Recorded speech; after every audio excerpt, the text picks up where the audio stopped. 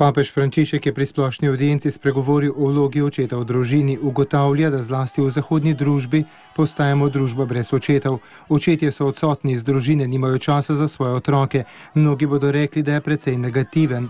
Papež je zato pojasnil, da bo o lepoti očetovstva spregovoril prihodnjo sredo. Ugotavlja, da smo iz avtoritarne drže očetov v preteklosti danes prišli k drugi skrajnosti.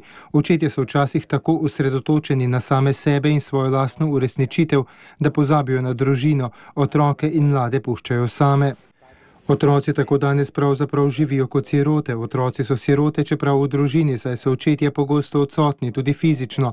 Kadar pa so doma, se ne obnašajo kot očetje, ne pogovarjajo se s svojimi otroki, ne opravljajo svoje vzgojne naloge, svojim zgledom in besedami ne posredujejo tistih načel, vrednot, pravil življenja, ki jih potrebujejo kot kruh, je dejal papež Frančišek.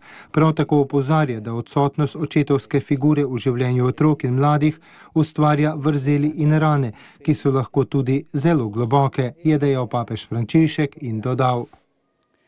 In effetti le devianze dei bambini e degli adolescenti si possono in buona parte ricondurre a questa mancanza. V resnici se lahko deviantna vedenja otrok in najstnikov v veliki meri pripišejo prav tej prikrajšanosti, pomankanju verodostojnih zgledov in vodi v njihovem vsakdanjem življenju, pomankanju očetovske bližine in ljubezni.